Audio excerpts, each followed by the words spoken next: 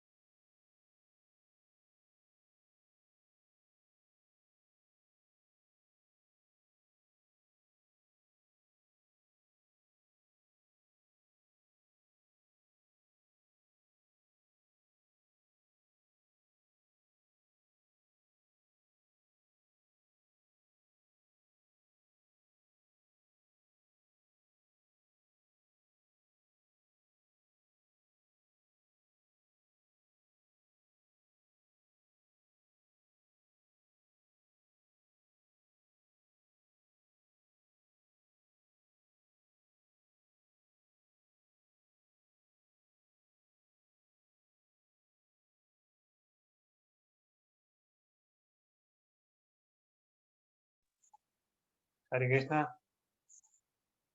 Ahora sí. ¿No se pudo conectar todavía, Kendra?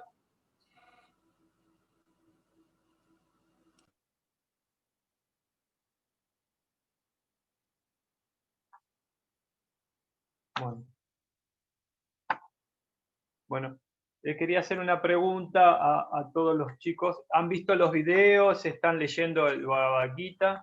Nuestro modo de leerlo del Bhagavad Gita es solamente la transliteración, ¿no? La traducción de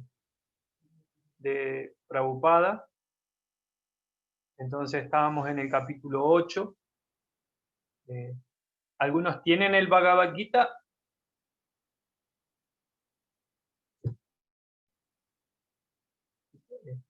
¿Algunos tienen el Bhagavad Gita? Sí. Sí. ¿Mercedes tiene el Bhagavad Gita a mano? ¿No? Bien. Sí, ya lo tiene que poner el Kendra. Bueno.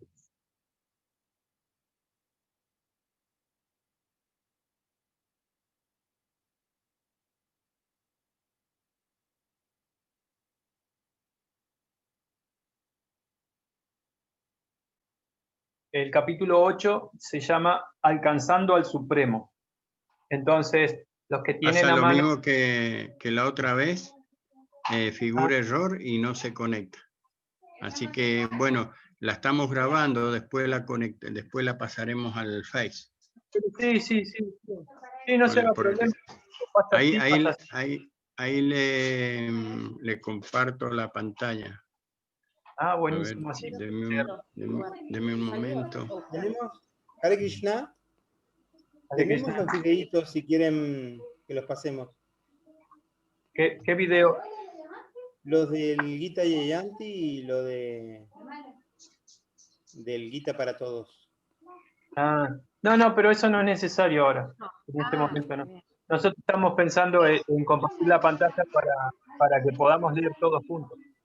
Ah, Eso. Ahí, Entonces, ahí estamos. vamos a leer 4 versos cada uno. Empezando, vamos a hacer así.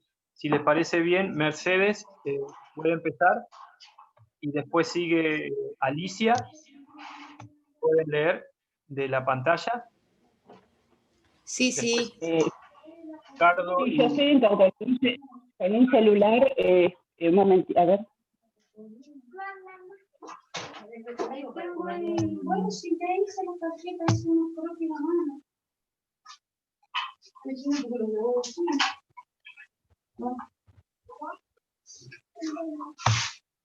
¿Te daba la pierna?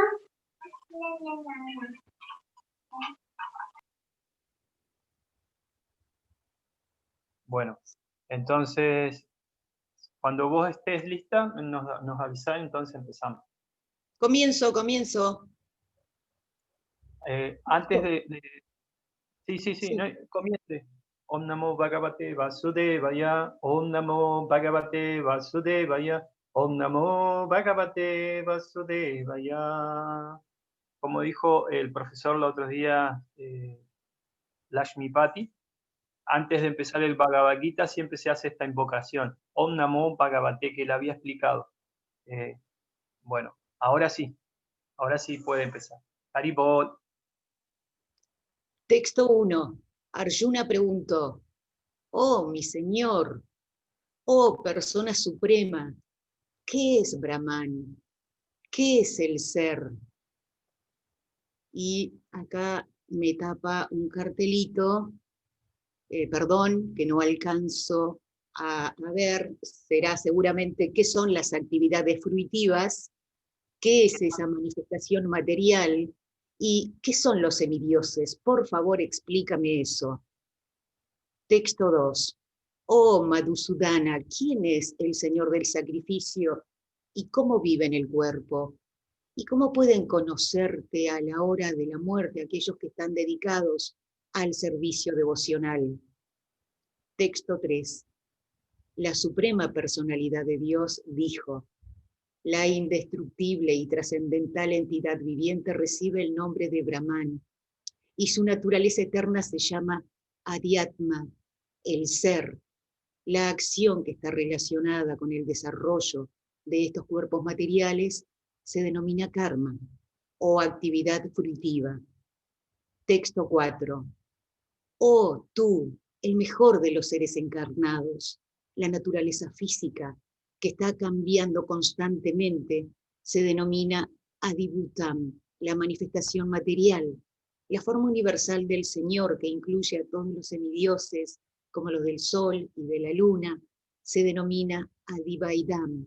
Y yo, el Señor Supremo, representado como la superalma en el corazón de cada ser encarnado, me llamo Adhyayagna, el Señor del sacrificio.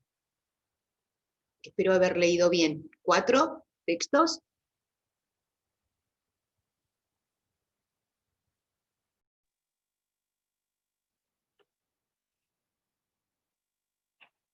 Perdón, ¿sigo yo con el 5?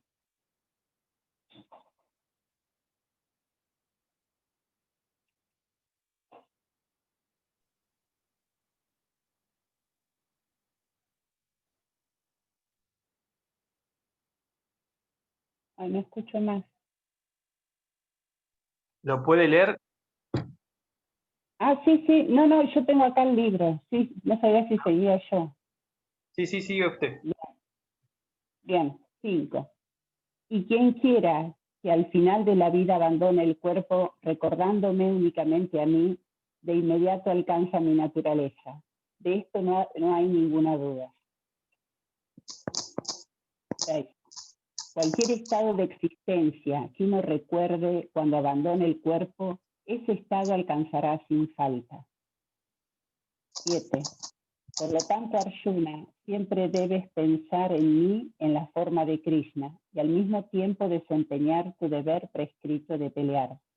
Con tus actividades dedicadas a mí y con la mente y la inteligencia fijas en mí, llegarás a mí sin duda alguna.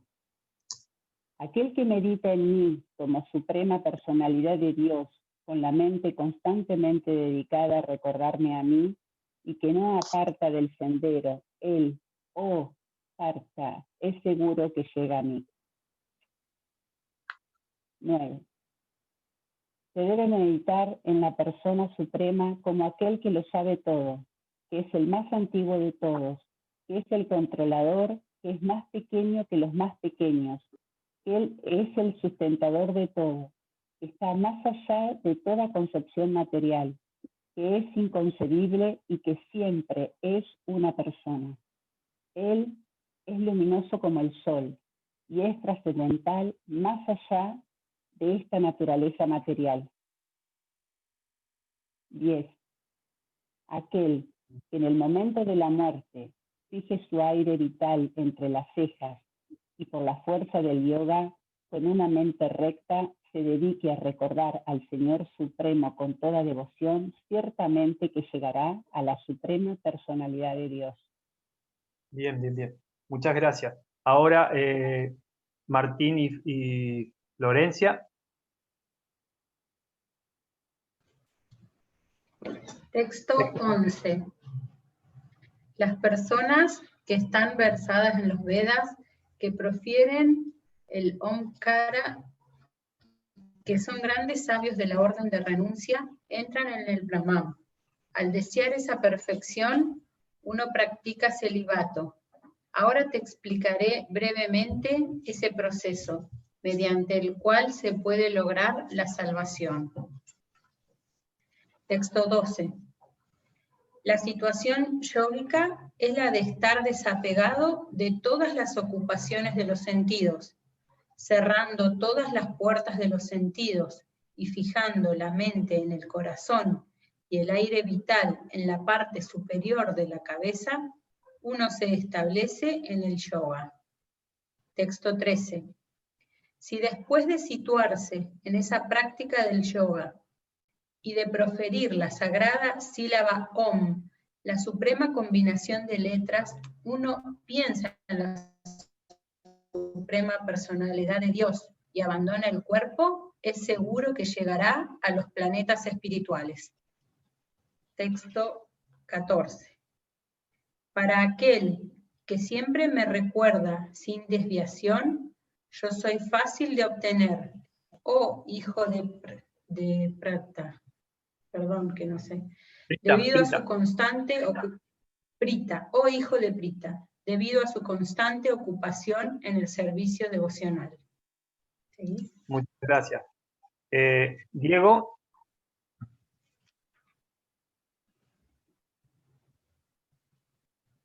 ¿Me escuchás, Diego? Bien, entonces. Sí. Ahí. ¿Se escucha? Texto, sí. Texto 15.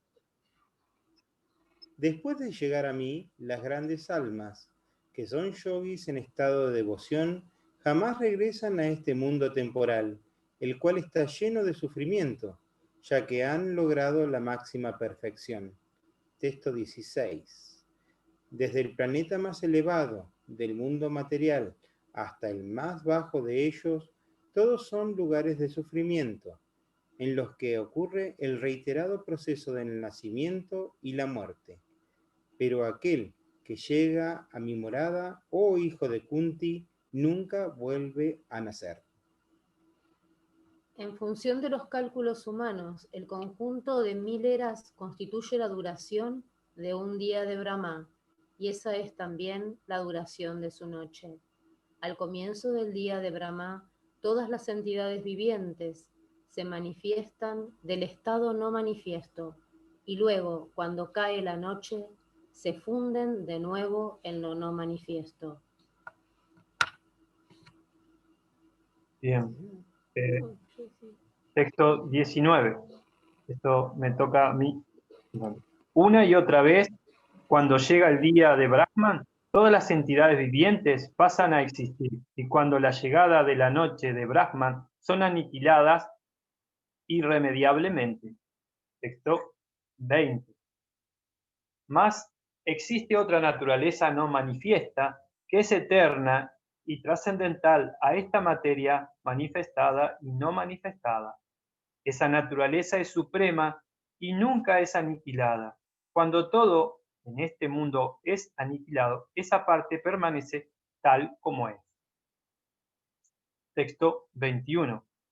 Aquello que los vedantistas describen como no manifiesto e infalible, aquello que se conoce como el destino supremo, ese lugar del que, después de llegar a él, nunca se regresa, esa es mi morada suprema.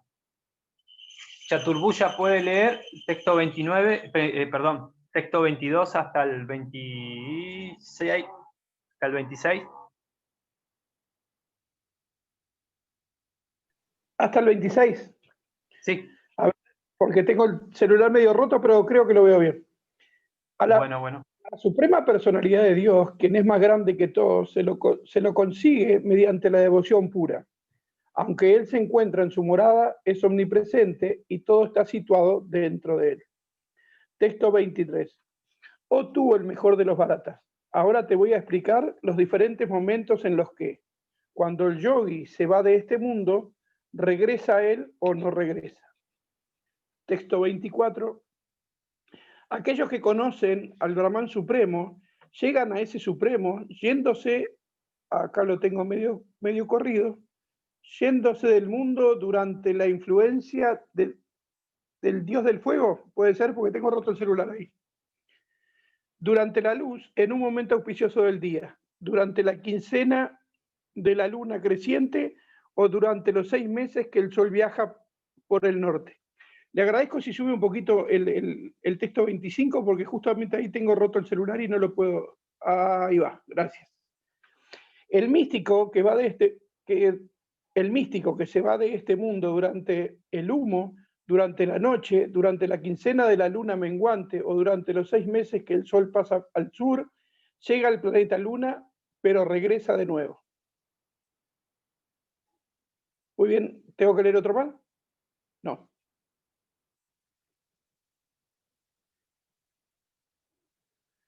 De acuerdo con la opinión védica... ¿Puede leer? Hare Krishna Prabhu.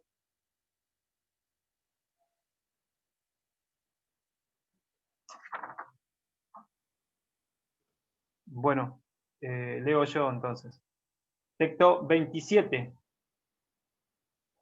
Dice, aunque los devotos conocen esos dos senderos, oh Arjuna, nunca se confunden. Por lo tanto, siempre mantente fijo en la devoción.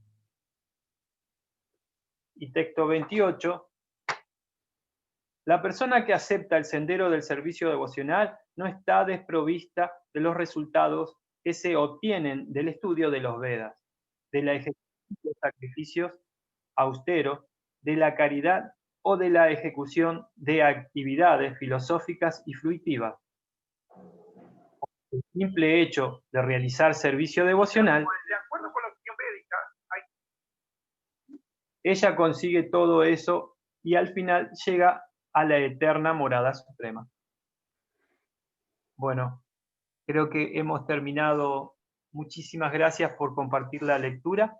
Bueno, ahora vamos a pasar a la otra parte del programa, que sería,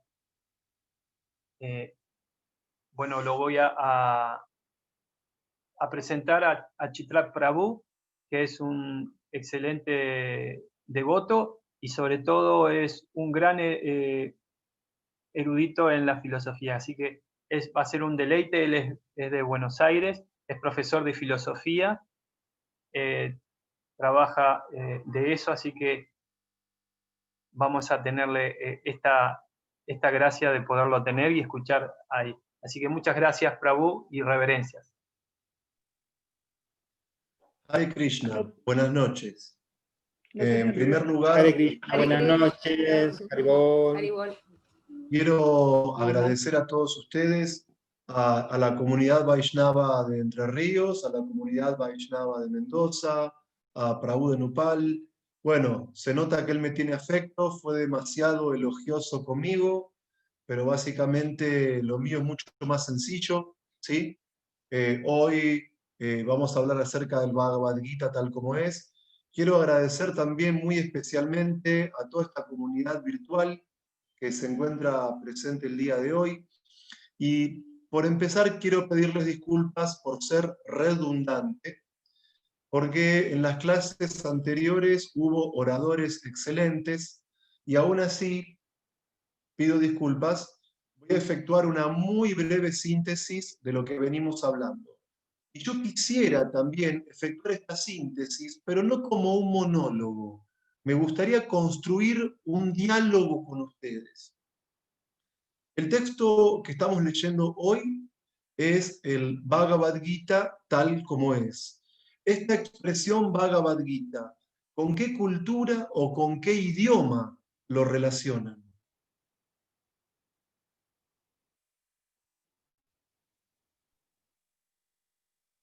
Bueno, yo no puedo responder porque es el sánscrito. Bueno, muy bien. Entonces, cuando hablamos de la expresión Bhagavad Gita tal como es, no estamos hablando griego arcaico, no estamos hablando tampoco en latín, sino que estamos utilizando una expresión de la lengua sánscrita. La lengua sánscrita es un idioma muy antiguo, es un idioma indoeuropeo, y así como muchas de las lenguas que hoy se hablan en Europa, el español, el italiano, el francés, son lenguas romances, son lenguas que descienden de modo directo o indirecto del latín. Muchas de las grandes lenguas que hoy se hablan en India, pensemos que la India tiene muchísimas lenguas oficiales, más de 30, muchas de ellas son derivadas de esa lengua clásica, de esa lengua indoeuropea, de esa lengua muerta que es el sánscrito. Cuando utilizamos la expresión Bhagavad Gita tal como es, hay muchas formas de traducir esto. La palabra Gita se traduce como canción, como palabra. La palabra Bhagavan se traduce como aquel que posee 6 opulencias, el absoluto y todo lo demás.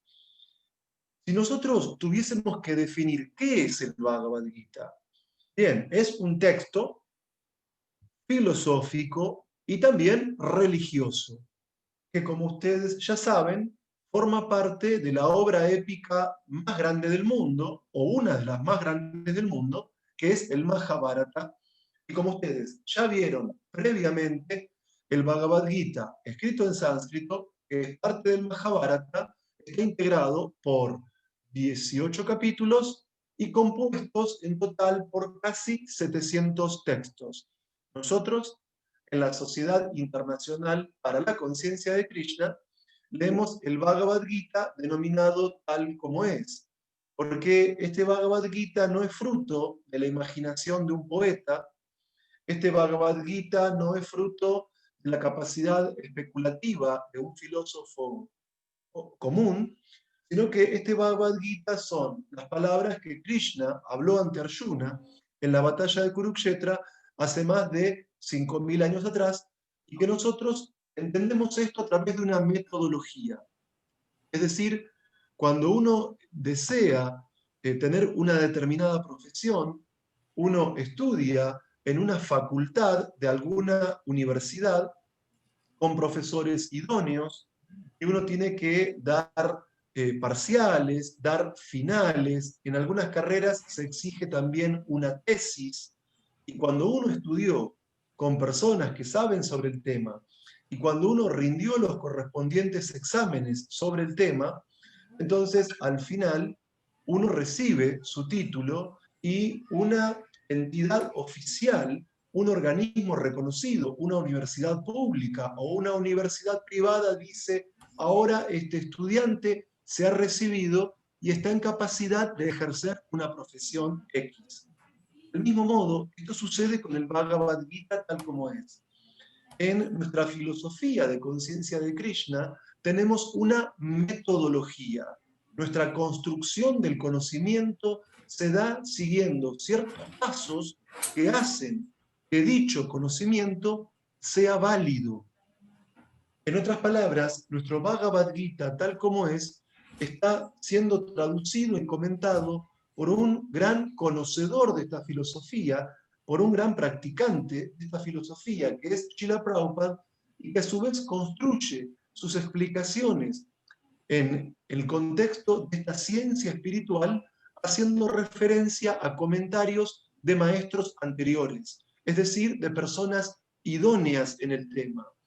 Cuando nosotros leemos el Bhagavad Gita tal como es, metodológicamente hablando, tenemos la seguridad que estamos recibiendo hoy en día, en el siglo XXI, el mismo mensaje que recibió Arjuna, el interlocutor de Krishna, hace más de 5.000 años, en la batalla de Kurukshetra. Quisiera saber si hay alguna pregunta o alguna necesidad de aclarar esta breve introducción.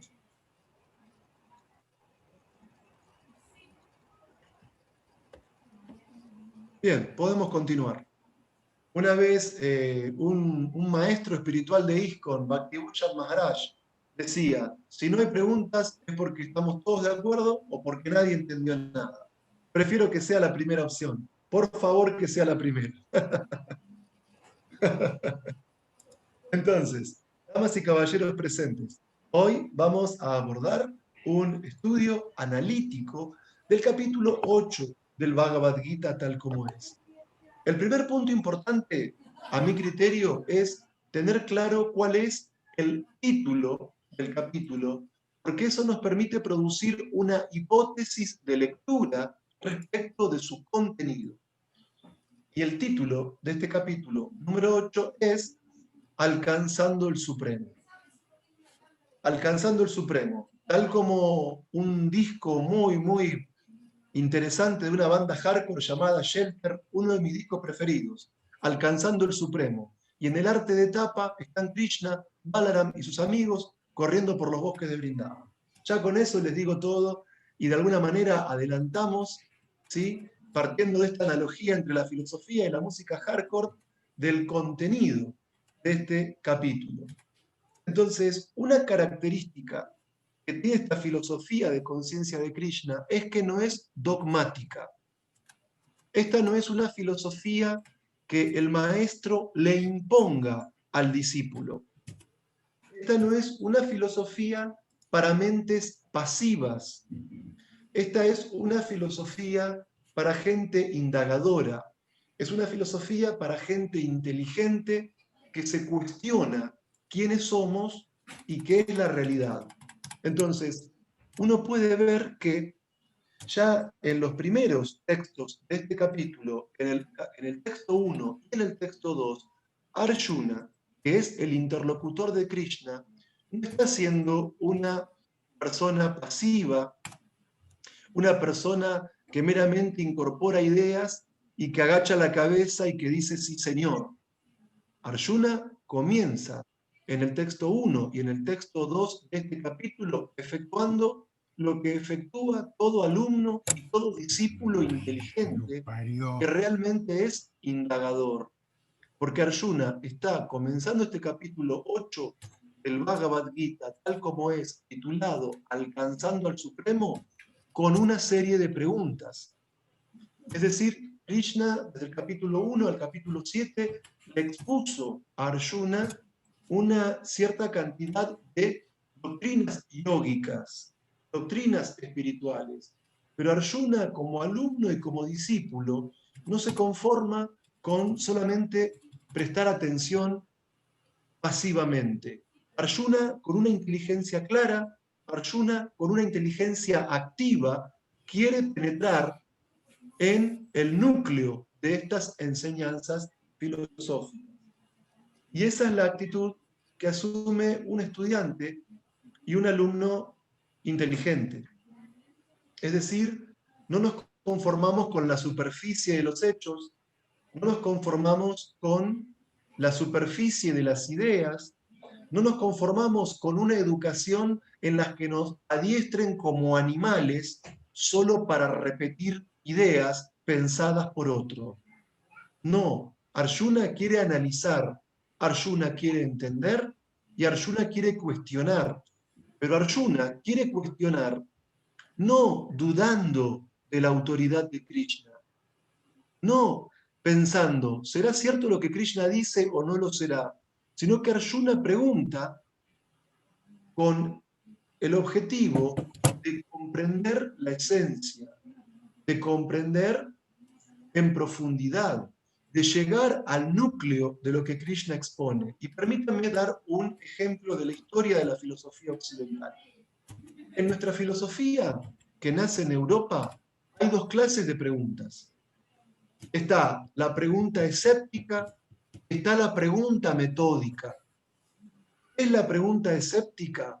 La pregunta relacionada con los filósofos de la antigüedad, como por ejemplo Pirrón de Elis. Ellos consideraban con sus preguntas que es imposible conocer, que no hay ninguna certeza, ni en sentido teórico ni en sentido práctico. Y ese tipo de pregunta desconfiada, ese tipo de pregunta escéptica, es una pregunta destructiva, porque aniquila todas nuestras ideas, aniquila todas nuestras convicciones y nos hace caer en el nihilismo. Como dice el tango rioplatense, siglo XX Cambalache, donde da lo mismo ser derecho que torcido y donde tenemos la Biblia junto al calefón. Pero hay otro tipo de pregunta, que es la pregunta metódica, tal como la planteó Descartes, el padre del racionalismo moderno. Es la pregunta por la cual dudo del sentido común, dudo de los prejuicios que me impone mi tiempo histórico, mi sociedad, dudo de los estereotipos, donde me dicen quién es un ganador y quién es un perdedor en función del consumo, en función de la imagen del cuerpo. Dudo de esa cultura que nos dicen que tenemos que ser jóvenes y exitosos eternamente. Y dudamos de eso ¿para qué? ¿Para destruir todo, como hacían los escépticos, y quedarnos en la nada? No, dudamos para llegar a la certeza. Dudamos para llegar a la verdad. Dudamos para trascender el prejuicio, dudamos para trascender la superficie, dudamos para trascender el sentido común y llegar a una verdad más profunda. Y en ese sentido, ese es el modo por el cual Arjuna hace preguntas a Krishna. Para llegar a la esencia, al núcleo, a lo importante, a la comprensión profunda. Entonces, Arjuna quiere saber qué es Brahman, qué es el ser, qué es la actividad fruitiva, etc. Entonces, en los textos 3 y 4 de este capítulo 8, nosotros nos encontramos principalmente con definiciones. Porque Arjuna, como discípulo inteligente, pregunta, no para destruir el conocimiento, sino para captar en profundidad su esencia. Krishna, como maestro, responde, permitiéndole a su discípulo clarificar su visión de la realidad. Y fíjense que las preguntas que Arjuna está plantando a Krishna, principalmente en sentido filosófico, tienen dos grandes núcleos. Son preguntas metafísicas y son preguntas simultáneamente éticas. Entonces, en el texto 3, Krishna dice, la indestructible y trascendental entidad viviente recibe el nombre de Brahman y su naturaleza eterna se denomina Adhyatma, el ser. Decía el filósofo alemán Martin Heidegger, El ser y tiempo, que la cultura occidental tiene que renovar la pregunta por el ser. Es decir, la filosofía es una actividad principalmente metafísica. Lamentablemente hemos sustituido el ser por los entes, y por los entes en sentido empírico, en sentido positivo. Krishna está revelando ante Arjuna una respuesta metafísica acerca del ser. ¿Qué es el ser? Lo que es. ¿Qué es el ser? Lo que permanece, lo indestructible.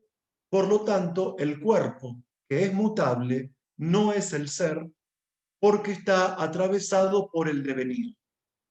¿Qué es el ser? En sánscrito se utiliza el término Brahman y el término Adhyatma. Cuando Krishna utiliza el término Brahman, se refiere específicamente al alma individual, que es espiritual y eterna, que le da vida al cuerpo, que le da vida al cuerpo humano, que le da vida al cuerpo de los animales, que le da vida al cuerpo de las plantas y que le da vida a los diferentes seres de la naturaleza. Y este punto metafísico tiene una concepción ética muy importante. Hay una religión muy noble, hay una religión muy sagrada, hay una religión muy respetable que es el catolicismo, el cristianismo, en sus diversas formas. Y la figura sumamente respetable de Jesucristo planteó un mandamiento en el cual se plantea el amor al prójimo. Y eso es excelente. Y si hubiese en la sociedad un amor al prójimo, no habría todos los abusos que se cometen hoy en día. Sin embargo, la filosofía de conciencia de Krishna tiene una visión mucho más amplia, porque el prójimo son todos los seres vivos, porque Adhyatma, el ser, no está solo en el hombre, no está solo en la mujer, el ser está en las plantas, el ser está en los animales, el ser está en los ríos, el ser está en las montañas, el ser está en todo. Y por lo tanto, aunque nosotros respetamos el mandamiento del amor al prójimo, tenemos filosóficamente una visión todavía mucho más amplia, que es la idea de vivir en un estado de no violencia absoluta. No solamente este postulado metafísico del ser nos lleva a respetar al otro ser humano, nos lleva a respetar la totalidad cósmica y a vivir libres de violencia hacia todas las formas de vida. Y si esta filosofía se implementase, se podría lograr muchísima más armonía y muchísimo más bienestar dentro de la sociedad. Porque el hombre no abusaría del hombre, porque el hombre no abusaría de la mujer, porque el hombre no abusaría de los animales, ni abusaría de la naturaleza. Entonces, esta visión metafísica del ser que Krishna expone ante su discípulo indagador Arjuna, simultáneamente es ética, porque pensar el ser en clave metafísica implica vivir en el ser, en armonía con el ser, en equilibrio con el ser, respetando la naturaleza espiritual interna de cada individuo, de cada existencia. Y eso nos llevaría a tener una visión ecuánime, en la que no caeríamos en abusos de ningún tipo, ni en racismo, ni en machismo, ni en la explotación de una clase social hacia la otra, porque veríamos una unidad que conecta a todo el cosmos, que conecta a todo lo existente, y esa unidad es el ser. Bien, estas preguntas que plantea Arjuna son simultáneamente metafísicas como también éticas, porque Arjuna quiere saber qué es el karma.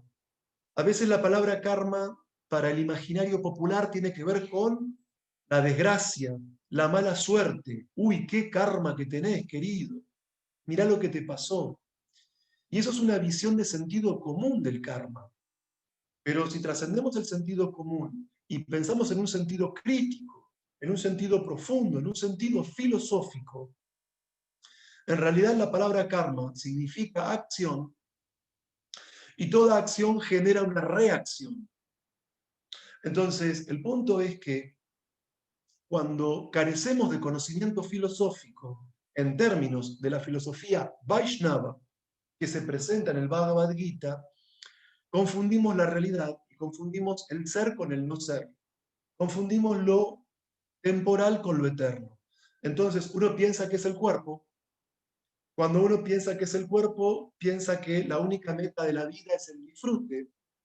Para disfrutar llevamos a cabo acciones, Y las acciones producen un karma, una reacción. Entonces, nuestras acciones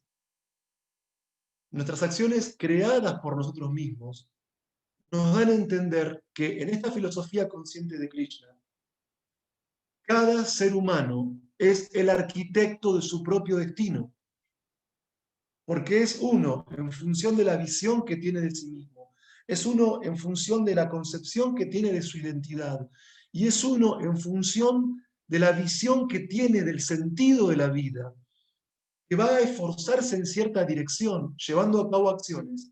Esas acciones van a producir un karma, que va a traer reacciones, y de ese modo cada uno de nosotros es el responsable por su placer y su dolor, su alegría y su tristeza, sus victorias y sus derrotas. ¿Por qué? Porque en la filosofía de conciencia de Krishna no se habla de un Dios que tenga pueblos elegidos, que tenga seres preferidos, que de alguna manera caprichosamente esté asignando un destino ciego a cada uno de nosotros. Y eso nos lleva al problema del mal, pero no extendamos demasiado la cuestión. ¿Por qué? Porque el punto es que cada uno de nosotros, como seres espirituales dotados de libertad, llevamos a cabo acciones que producen un karma. Como Krishna dice, yo me llamo Adigyagya. Adigyagya es un nombre de la superalma, de Paramatma, porque Paramatma, que es ecuánime con todos, que no tiene preferidos, que no dice de antemano, a vos te va a ir bien en la vida y a vos te va a ir mal porque yo quiero, sino que es Paramatma el cual de manera ecuánime nos asigna a cada uno de nosotros el resultado del karma que nosotros mismos hemos creado. Entonces, esta es una filosofía en sentido ético de libertad cargada de responsabilidad. Porque como seres humanos somos los creadores de nuestro propio destino. Entonces, el punto es que a veces cuando la gente piensa en religión, la gente piensa en rituales. Bueno, yo tengo padres de tal religión y mi familia quiere que yo adopte tal o cual sacramento religioso, porque es lo que se viene haciendo, porque ¿qué van a pensar los vecinos si no hago tal o cual ceremonia? Entonces, a veces se obliga a las personas desde muy niños a adoptar sacramentos religiosos sin saber su significado, sin saber su importancia.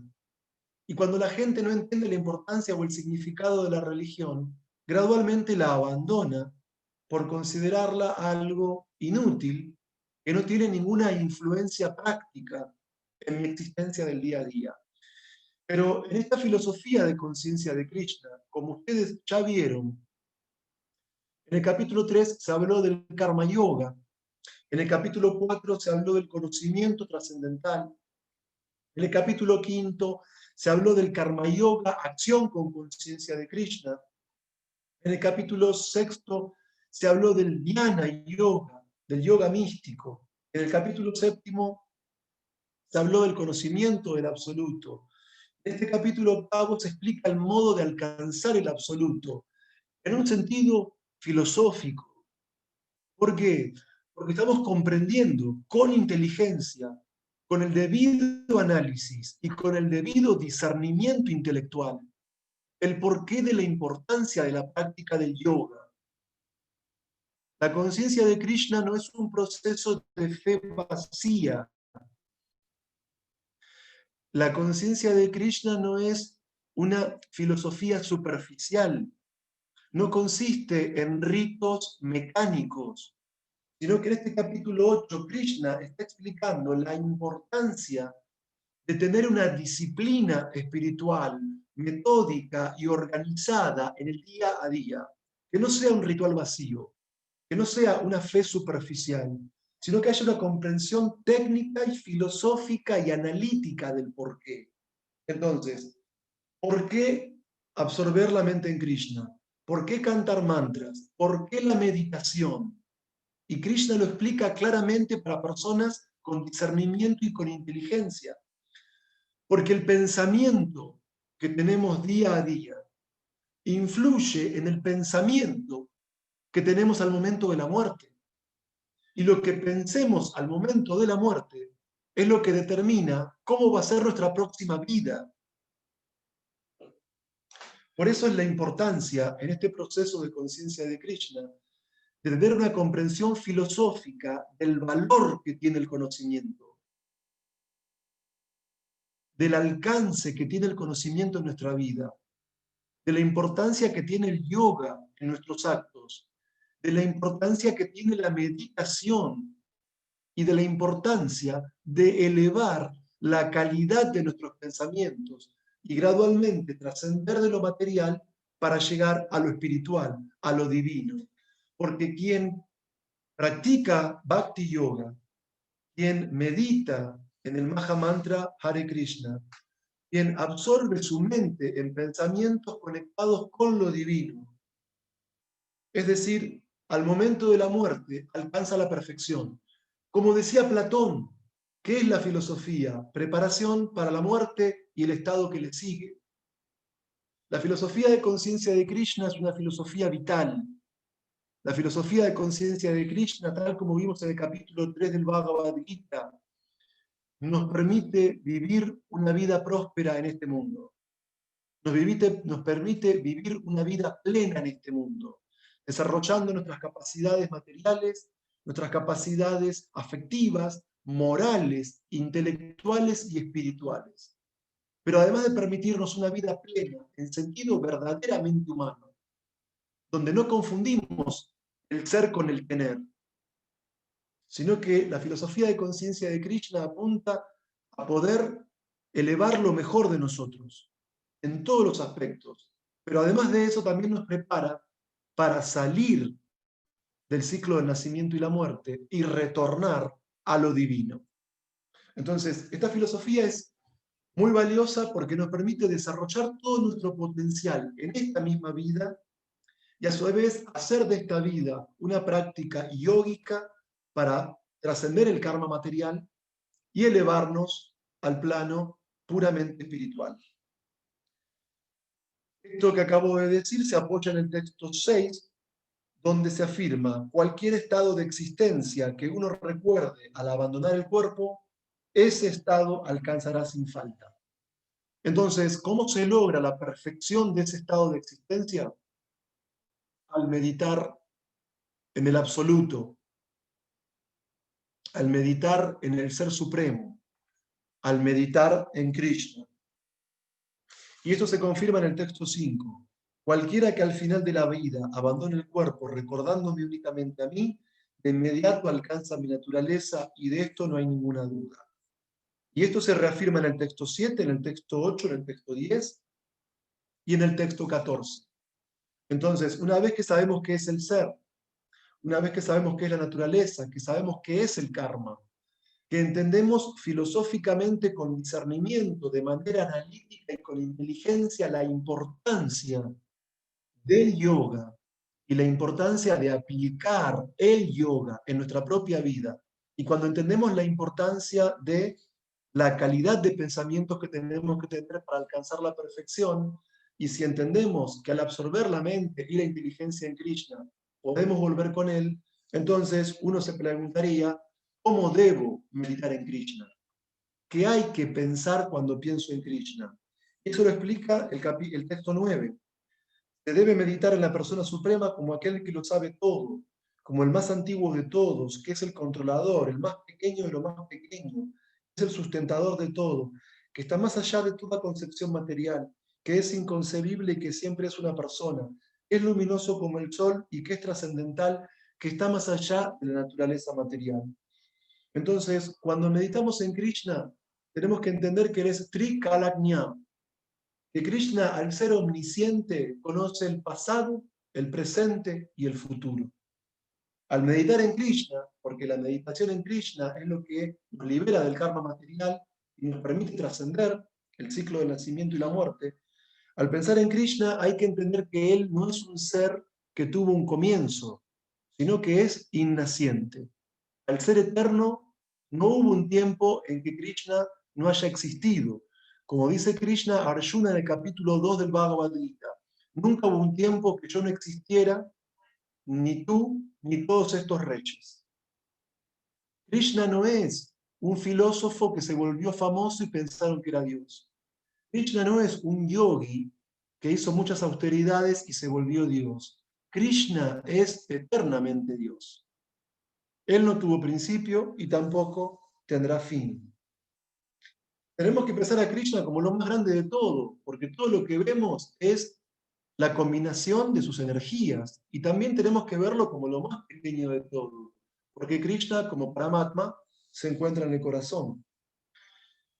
Y además Krishna no es una energía abstracta, Krishna no es una energía vacía, sino, como dice este texto, tenemos que meditar en Krishna como una persona, pero no una persona como yo que nació y que va a morir, sino como una persona eterna, plena en conocimiento y bienaventuranza. Entonces, como la vida humana es para vivir plenamente, como la vida humana es para desarrollar lo mejor de nosotros, como la vida humana es para alcanzar la autorrealización, Krishna está explicando en los textos 11, 12, 13 y 15 un proceso para alcanzar la perfección que es muy similar al que explicó en el capítulo 6. Es un proceso de yoga místico.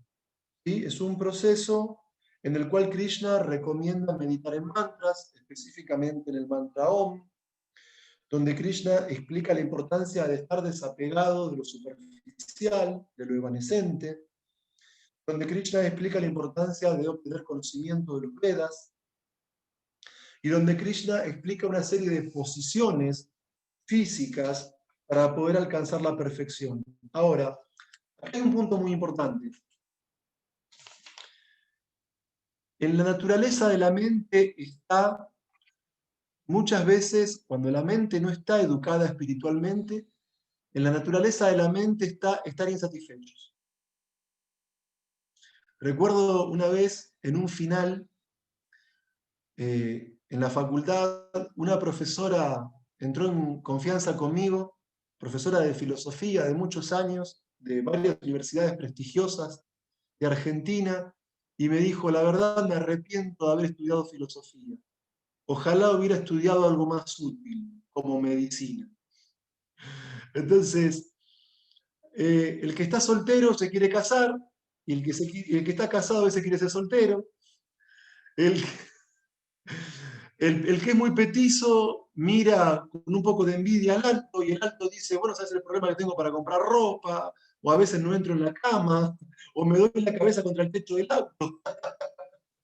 Entonces, en la mente que no está educada espiritualmente, nos encontramos siempre con la insatisfacción. Entonces, Krishna, ¿qué está explicando acá? Que es innecesario para un espiritualista, es innecesario para un yogi, pensar que vamos a alcanzar la perfección dentro de lo material.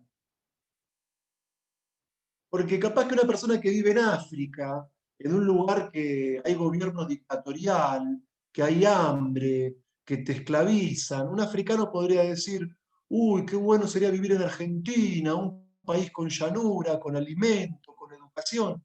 Y el argentino dice: ¿y por qué no vivir en un lugar con gente más educada, con gente menos agresiva? Entonces, ¿por qué no vivir en un país nórdico? Y el que vive en un país nórdico dice: ¿por qué no vivir en el Caribe, que siempre hay sol, que la gente canta, baila? Entonces, ¿a qué quiero llegar con esto? A que, bueno, yo soy argentino, pero soy muy fan de Uruguay. Quiero aclarar eso. Quiero aclarar eso porque a mí siempre esa República Oriental del Uruguay siempre me ha dado muchas satisfacciones, no solo por su naturaleza, sino por la calidad de su gente. Y yo recuerdo que cada vez que estaba de vacaciones en Uruguay, cuando veía que había un accidente automovilístico, la chapa patente era de un argentino, no era de un uruguayo. Recuerdo un día en el puente, ¿vieron esos puentes que hay en la barra? Un argentino venía por el puente en contramano. Una cosa impensable. Pero bueno, Vamos al punto. Dejemos de lado al argentino y al uruguayo. El tema es que capaz uno de Argentina dice me quiero ir a Uruguay, y el uruguayo dice me quiero ir a Brasil, y el de Brasil dice, no sé, me quiero ir a Portugal o donde sea. Pero Krishna está diciendo que tenemos que controlar la inestabilidad de la mente. ¿Por qué? Porque el argentino, el uruguayo, el alemán, el noruego y el que vive en Costa Rica nació y va a morir. Y si uno dice, bueno, esto es porque estamos en la Tierra, voy a los planetas celestiales, voy con los semidioses, ahí también vamos a nacer y vamos a morir.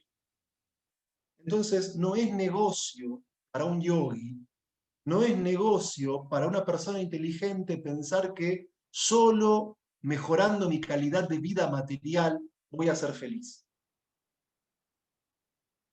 Sino que una persona de mentalidad filosófica tiene que entender que es el ser, tiene que entender que es el ser individual, tiene que entender que es el ser supremo. Con inteligencia tiene que practicar yoga para restablecer su relación con el Supremo. Y de ahí la importancia de meditar en Krishna, de recordar a Krishna cada día de la vida, porque si logramos practicar ese método, vamos a recordar a Krishna al momento de la muerte, y así vamos a volver con él. Y por eso es que una persona de mentalidad filosófica profunda no tiene que estar deseando buscar una felicidad puramente material, porque ni en Argentina, ni en Uruguay, ni en Alemania, ni en Francia, ni en la India, ni en el planeta de Brahma, ni en el planeta de Indra, ni en el planeta de ningún semidios, vamos a liberarnos del ciclo del nacimiento y la muerte. Por eso, para un trascendentalista, Krishna es la meta suprema. Y es como Krishna mismo aclara en los textos 20, 21 y 22, ¿cuál debe ser la meta de un espiritualista? De una persona como Arjuna, de pensamientos profundos, de reflexiones analíticas, que no se queda con el prejuicio, que no se queda con el sentido común, que quiere una visión filosófica del sentido de la vida. Para esas personas, Krishna está explicando que en ningún país del mundo, materialmente hablando, uno va a alcanzar la satisfacción plena, ni en ningún planeta del universo material, por más celestial y elevado que sea, uno va a alcanzar la perfección total. Creo que esa perfección se alcanza en el mundo trascendental, en Vaikunta, en el mundo que está libre de ansiedad. Y Krishna dice, mas existe otra naturaleza no manifiesta que es eterna y trascendental a esta materia manifestada y no manifestada. Esa naturaleza es suprema y nunca es aniquilada. Cuando todo en este mundo es aniquilado, esa parte permanece tal como es. Y Krishna dice en el texto 22, la suprema personalidad de Dios, quien es más grande de todos, se lo consigue mediante la devoción pura. Aunque Él se encuentra en su morada, es omnipresente y todo está situado dentro de Él. Este texto que explica, estos dos textos nos indican, como vimos previamente, que el mundo material es temporal, que cualquier posición material, si nuestra mente no está educada espiritualmente, vamos a estar insatisfechos, donde sea, con quien sea y con todo lo que tengamos en sentido material, pero que sin embargo tenemos una opción de trascender, tenemos una opción de perfeccionarnos. Más allá de este mundo hay un mundo superior, un mundo espiritual, un mundo divino, el mundo de Krishna, que no es creado ni es aniquilado. Y cuando este mundo material, que es fenoménico, emana y luego se retrotrae, es decir, cuando este mundo pasa del estado manifiesto al inmanifiesto, el mundo espiritual se mantiene inalterable. Y allí la vida es eterna, plena en conocimiento y bienaventuranza. Y aunque Krishna expuso en el capítulo 3 Karma Yoga, en el capítulo 5 Karma Yoga, en el capítulo 6 Dhyana Yoga, acá en este texto Krishna está explicando cuál es el yoga más elevado que nos permite volver a su morada y alcanzar la perfección completa. Y dice, a la suprema personalidad de Dios, quien es más grande de todos, se lo consigue mediante la devoción pura. Krishna está recomendando en este texto la práctica de el Bhakti Yoga, el yoga más elevado. Por supuesto que todos los yogas se merecen nuestro respeto, Por supuesto que todos los yogas que Krishna expone en el Bhagavad Gita son procesos muy valiosos, pero dadas las características del modo de vida actual, el Bhakti Yoga es mucho más óptimo para poder comprender quiénes somos, para comprender quién es Dios y para restablecer nuestra relación con Dios a través de la devoción amorosa pura. En realidad, todos tenemos muchas necesidades, pero como decía una canción de los Beatles, todo lo que necesitas es amor. Porque incluso si materialmente lo tuviésemos todo, sin amor no somos nada. Y fíjense ustedes, yo como profesor me doy cuenta que tengo alumnos que no reciben amor de sus padres y son chicos con problemas de conducta dentro del aula, son chicos a veces violentos, son chicos apáticos, son chicos que van al choque con otros y que aunque sea quieren llamar la atención por las malas. Y no son gente mala, son gente carente de amor. Entonces, el punto es que el amor es muy importante, pero todo amor material es limitado. Sin embargo, la relación de amor que uno puede establecer con Krishna es ilimitada, es eterna y es plenamente satisfactoria. Porque es un amor no basado en lo temporal. Es un amor de ser a ser. Y si les interesa saber de qué se trata esto, los invito a leer un libro llamado Krishna, la fuente del placer. En ese libro podemos ver eso que Krishna llama mi morada trascendental, eterna y divina. Uno ahí puede ver quién es Krishna, uno ahí puede ver cómo vive Krishna, y uno ahí puede ver qué tipo de relaciones de amor eterno Krishna mantiene con las almas que practicando Bhakti Yoga han alcanzado la perfección más elevada.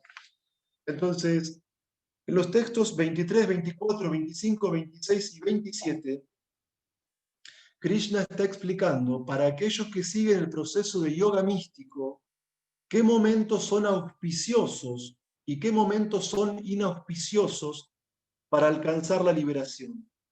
Sin embargo, para el practicante de Bhakti Yoga no hay momento inauspicioso, porque como la persona que practica Bhakti Yoga, al igual que Arjuna, es inteligente, es filosófica, es profunda, no se conforma con rituales religiosos vacíos, no se conforma con una fe superficial, sino que la persona como Arjuna busca conocimiento filosófico, analítico, va a la causa, va a la raíz, va a la esencia, porque en este capítulo Arjuna plantea preguntas que son metafísicas y simultáneamente éticas. Para una persona como Arjuna, inteligente, dotada de conocimiento y de devoción por Krishna, cualquier momento es auspicioso para abandonar el cuerpo. Porque como esa persona día a día, de manera metódica, practica Bhakti Yoga, y al meditar en el Maha Mantra, Hare Krishna, Krishna Krishna, Hare Hare, Hare Rama, Rama Rama, Hare Hare. Esa persona supremamente inteligente absorbe su mente en Krishna día a día. Eso asegura poder absorber la mente en Krishna al momento de la muerte. Y por la práctica de ese proceso de Bhakti Yoga, entonces uno tiene asegurado liberarse del karma, liberarse del ciclo del nacimiento y la muerte y volver a esa morada que Krishna describe como eterna, plena en conocimiento y bienaventuranza, donde uno puede encontrar esa necesidad fundamental y suprema que todos tenemos del más profundo y del más puro tipo de amor. El amor que el ser liberado puede compartir junto a Krishna. Y ese amor es recíproco. Porque Krishna es Bhakta Vatsala. Krishna es el amante de sus devotos. Y Krishna en el mundo espiritual no es un Dios. En Goloka Vrindavan, en su morada suprema, Krishna no es un Dios que está esperando sacrificios de sus devotos, que está esperando ofrendas de sus devotos, que está esperando plegarias de sus devotos y que constantemente demuestra su grandeza y que los mantiene distantes. No, En Goloka Vrindavan, en la morada suprema de Krishna, que es mucho más elevada que cualquier país del primer mundo, que es mucho más elevada que cualquier planeta celestial, que es mucho más elevada que el Brahman impersonal, que es mucho más elevada que los planetas Vaikunta. En esa morada suprema, Krishna Loka, Goloka Vrindavan, Krishna es el mejor de los amos. Krishna es el mejor de los amigos. Krishna es el mejor de los hijos y Krishna es el mejor de los amantes. Y con él podemos desarrollar una relación directa, cara a cara. Y esa es la filosofía trascendental que ofrece nuestra Sociedad Internacional para la Conciencia de Krishna. Están todos invitados a conocer esta filosofía, están todos invitados a plantear preguntas, como hizo Arjuna, y están todos invitados a perfeccionar su ser y alcanzar la perfección más elevada. Hare Krishna, muchas gracias. Hare Krishna, muchas gracias. Muchas gracias. Bueno, como él invitó Chitrak, pueden levantar la mano y hacer la pregunta. Pongan las cámaras todas y nos podemos interactuar. Y pueden aprovechar para hacer preguntas.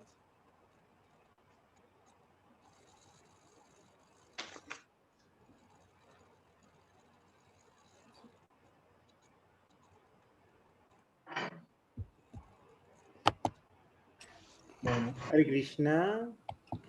Sí. Mis reverencias, ¿qué tal? La verdad que la clase es muy buena y muy clara. No sé qué queda por preguntar.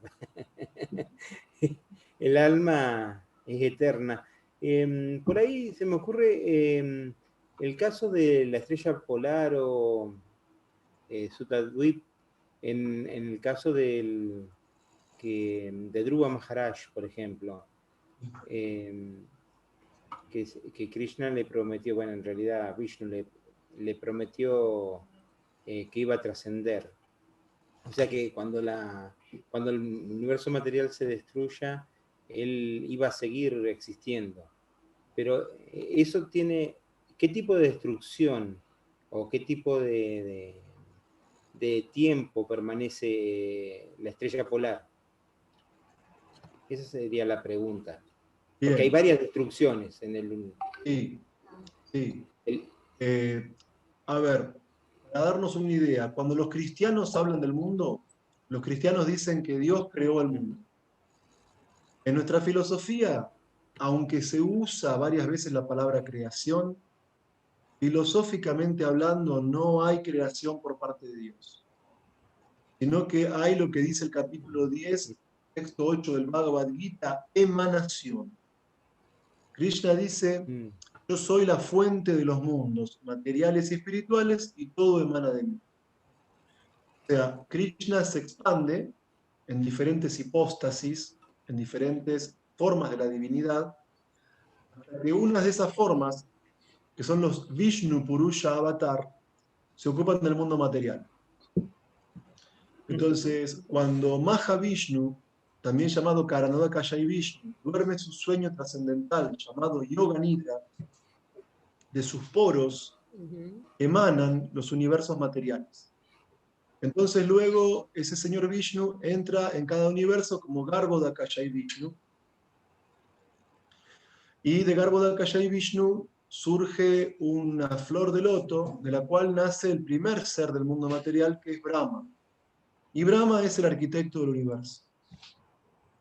Y cuando Brahma, junto con los Prajapatis, pueblan los diferentes planetas del universo, también Vishnu se vuelve a expandir como Kshirodakaya Vishnu en la forma de la superalma. Paramatma entra en el corazón de cada entidad viviente. Entonces, así como la vida de un humano es asombrosa en cuanto a tiempo, si la comparamos con la vida de una mariposa, que a veces vive en un día, o un poquito más, así como si una mariposa fuera consciente, pensaría que los humanos somos como dioses, que podemos vivir. Justo ayer conocí una señora que estaba por cumplir 100 años.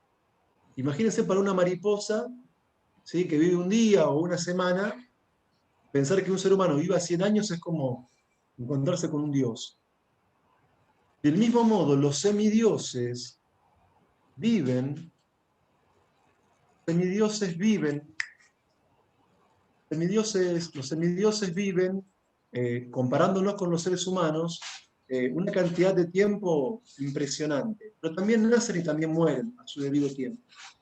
Entonces, cuando llega la noche de Brahma, que es el semidios que no es espiritual, que tiene un cuerpo material, pero compuesto únicamente de un solo elemento, que es inteligencia, cuando llega la noche de Brahma, se da una destrucción parcial de ciertos planetas del universo.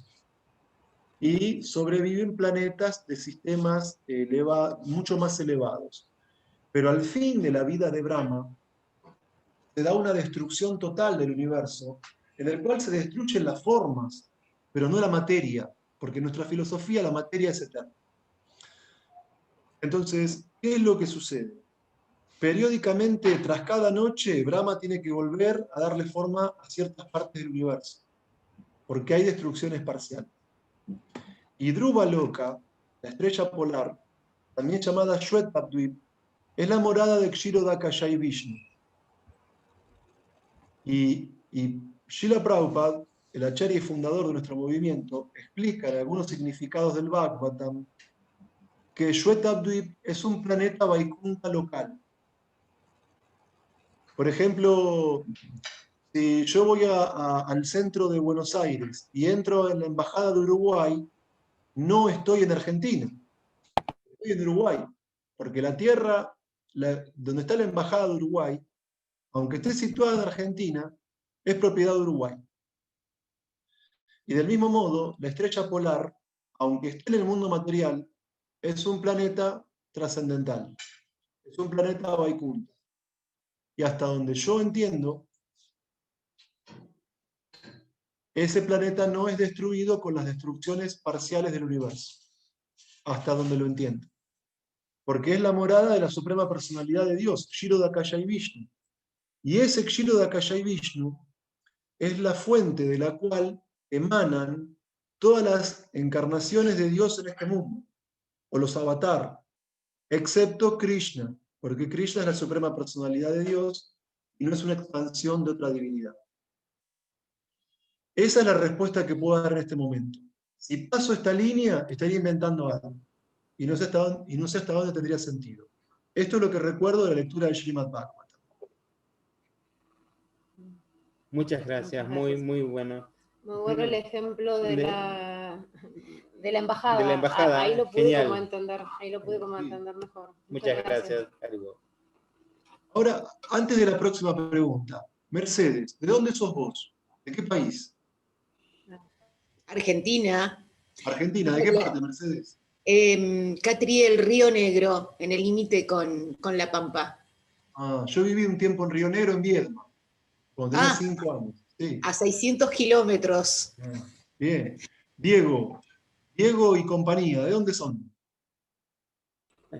Hare Krishna, de Andacollo, Neuquén, cerca de Mendoza, muy cerquita. Bueno, no, 500 700 kilómetros de Mendoza, no muy cerquita. Este año fuimos a Neuquén a hacer el camino de los 7 lagos. Por Dios. Muy lindo. Alicia, ¿de dónde sos? Mar del Plata. Bien, bueno, también tengo muchos amigos también ahí en Mar del Plata. Ahí está Arjuna Saka, Jaya, Kirtida. Hay un montón de amigos. Qué lindo. Amrita Ganga, ¿de dónde sos vos? Hare Krishna, mi más respetuosa reverencia, Prabhu. Yo soy de Chile, de la Patagonia, del sur de Chile. Muy austral. Qué hermoso lugar. Hace poco un amigo mío estuvo viajando con el padre por ahí. Vinieron enamorados. Es muy bello. Sí, está lleno de reservas naturales, de, mucha nieve, mucha cordillera. Muy bonito. Hermoso. Bueno, Chaturbhuja Prabhu es un clásico. Sabemos que es de la República Oriental del Uruguay. ¿De qué parte de Uruguay, Prabhu?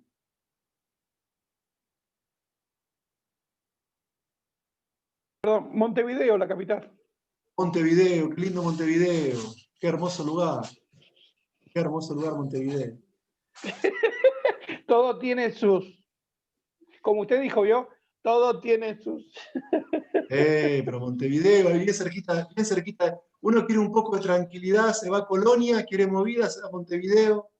Sí. Ya después de ahí uno agarra la ruta y llega hasta el Chuy si quiere. Sí, es cierto. No, lo que tiene de bueno esto que al ser chiquito, unos cuantos kilómetros y uno está en la naturaleza tranquilo.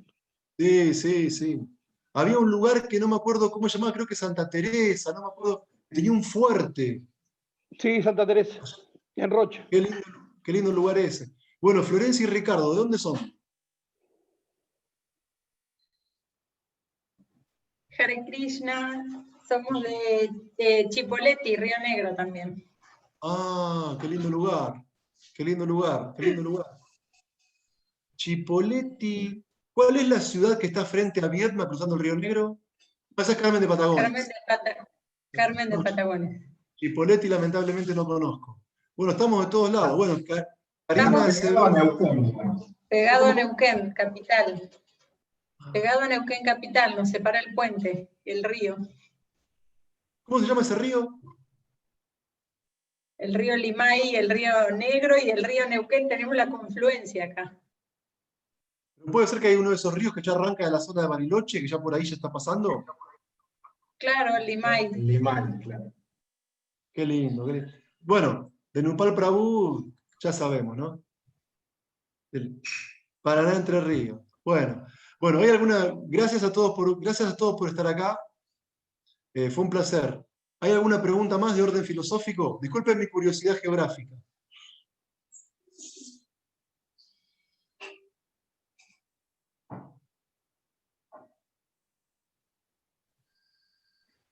No, yo quería comentar, no es que no tenga preguntas, sino es como que soy nueva en todos estos términos, conocimiento, y entonces es como que hay muchas cosas que voy hilando, relacionando, y bueno, como que recién estoy empezando a profundizar. Entonces, siempre tomo notas, pero bueno, por ahora me resultó muy, muy interesante la clase de hoy. Bueno, gracias. Muchas gracias por una recomendación. Al final del Bhagavad Gita, Florencia, hay un diccionario. Sí. Entonces, si algún día hay algún término sánscrito que no se entiende, ahí te dice todo. Ahí tenés todo el diccionario que aclara todas las ideas. Está muy bueno. Buenísimo. Bueno, sí. Muchas gracias. No, por favor, un placer. Lo que pasa, Prabhu, que como profesor de filosofía di una clase tan así que ahora yo me quedé con la lapicera como para que me pida un examen. Rabucha Turubuya, no quiero corregir más nada. Ya no. Este año, con todo lo este año yo tengo una computadora vieja. Tuve que comprar computadora nueva, teléfono nuevo, aprender a usar Classroom, aprender a usar Zoom, aprender a usar Google. Ya no quiero ver más. Están todos aprobados. Están todos aprobados. Gracias. ¿Saben cuál es la conclusión de toda nuestra filosofía? ¿Saben cómo se sabe si se aprueba este curso o no? Si todos los días cantan Hare Krishna, si están cantando el Maha Mantra, llegaron a la conclusión filosófica y están todos ya graduados.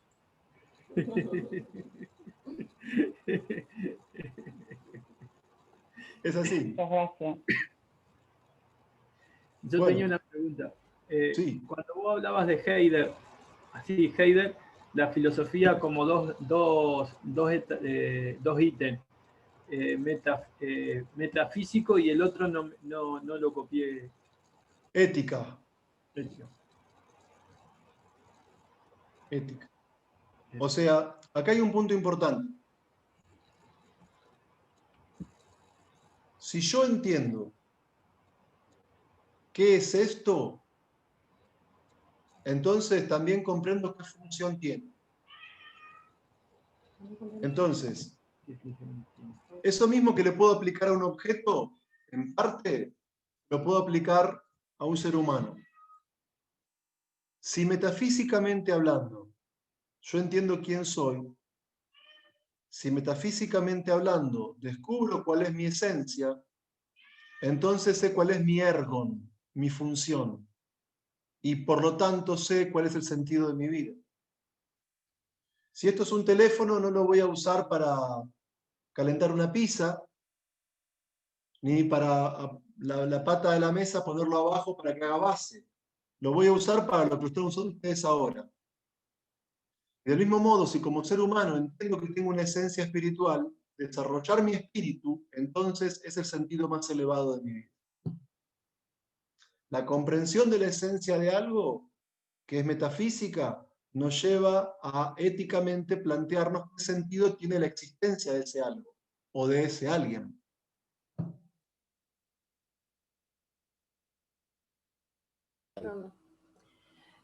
Hare Krishna, una preguntita puedo agregar, en relación al término Brahman, llega un punto en el que ese término me confunde porque es aplicado al Brahman impersonal y es aplicado también al Brahman en forma individual.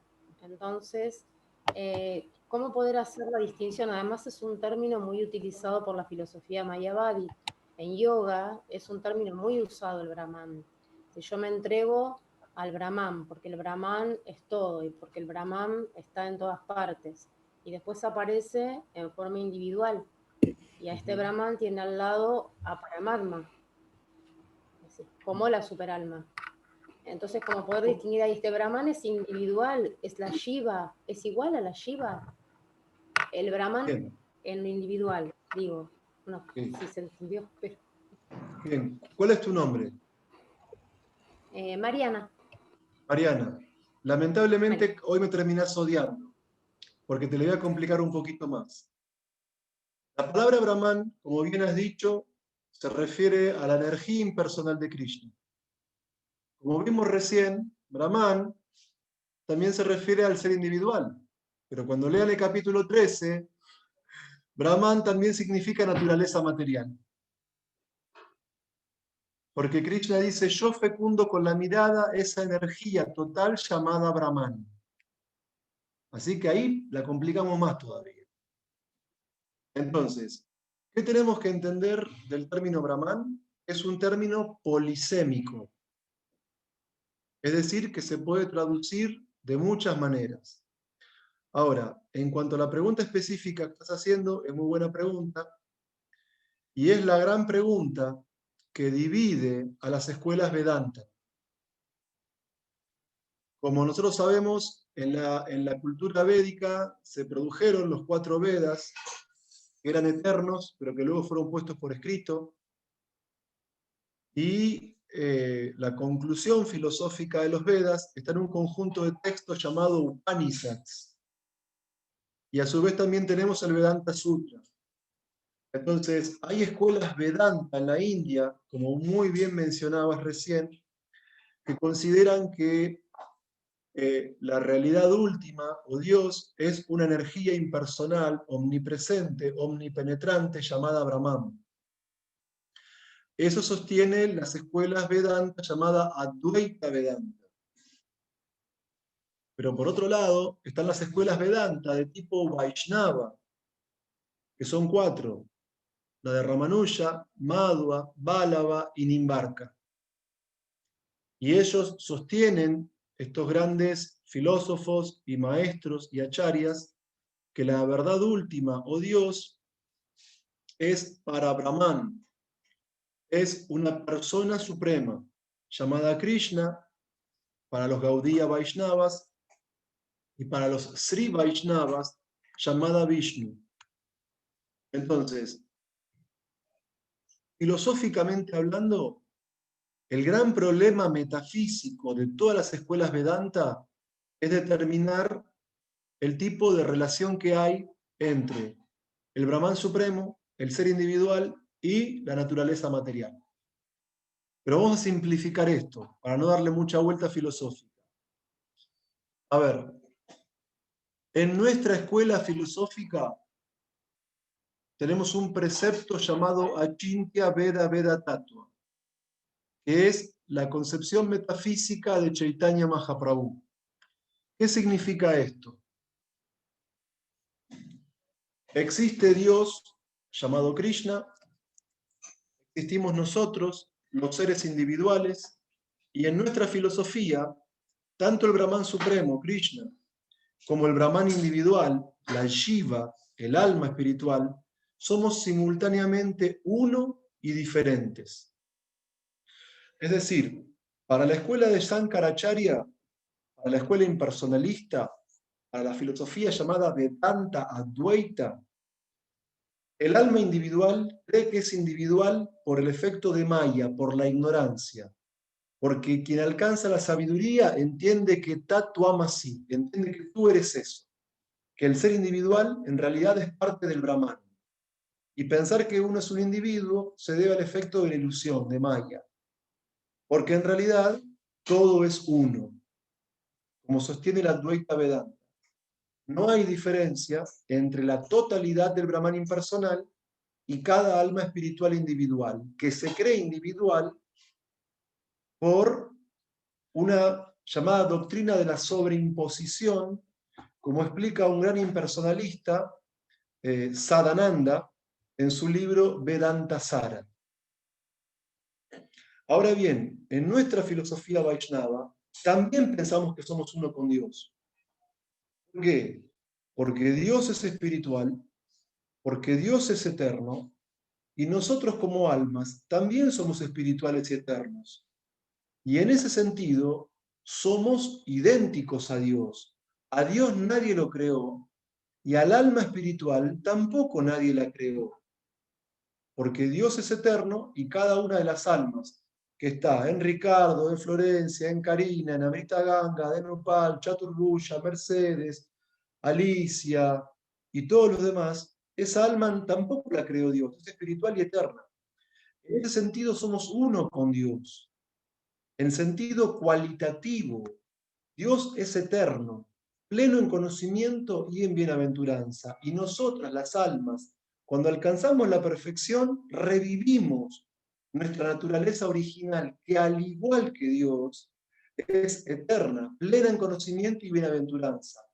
Bajo esa mirada, el Brahman individual, el alma espiritual y el Brahman supremo, Dios, somos uno, sin duda que somos uno. Pero a su vez, simultáneamente, no somos uno en todos los sentidos. ¿Y por qué no somos uno en todo sentido? Porque Krishna, como Brahman eterno, nunca es capturado por Maya. Krishna nunca olvida quién es. Krishna nunca genera un karma que lo ata al ciclo del nacimiento y la muerte. Y aunque yo soy Brahman individual o Brahman subordinado, y Krishna es el Brahman supremo, yo me olvidé mi identidad, yo me olvidé de Krishna, y hoy creo que soy hombre y profesor y argentino, cuando no soy nada de eso. No soy nada de eso. Entonces, ¿por qué no soy Dios? Porque a Dios no lo captura la ilusión, pero a mí sí me captura como ser individual. Y porque Krishna tiene un conjunto de cualidades en grado sumo, que yo las tengo en un pequeño grado, muy pequeño en comparación de Krishna. Entonces, en nuestra filosofía somos uno con Dios y diferentes de Dios en simultáneo.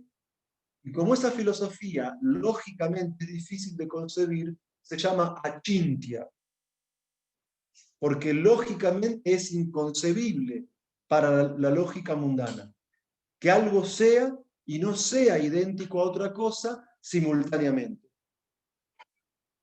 Eso desafía los principios lógicos, ontológicos, occidentales, que se basan en Parménides y en el órgano de Aristóteles. Por eso nuestra filosofía es achintya, inconcebible, porque somos como Dios y a la vez no somos como Dios. Parece un trabalenguas, pero es real.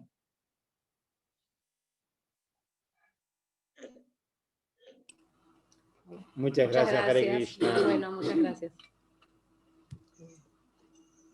A ustedes, muchas gracias por permitirme recordar nuestra filosofía. Bien, damas y caballeros, si no hay más preguntas, esta parte del encuentro se da por concluida. Yo desde acá, agradecido... Sí, por supuesto.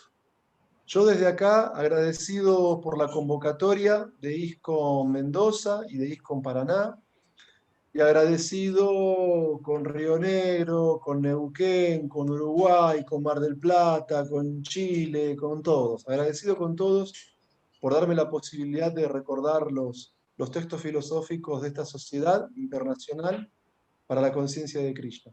Todas las glorias de Srila Prabhupada y todas las glorias de los devotos reunidos. Mis reverencias para todos. Un placer escucharlo, Prabhu.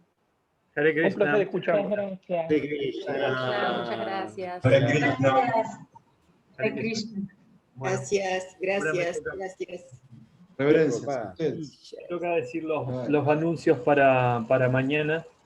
Mañana vamos a tener dos programas, uno a las 18 horas para Krishna Katha, que está dándolo Keshava Ram desde Mendoza.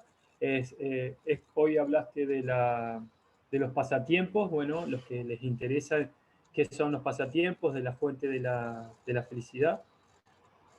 ¿Así es? ¿Sí? No, Krishna, la fuente. Sí, Krishna, la fuente, no me acuerdo el título.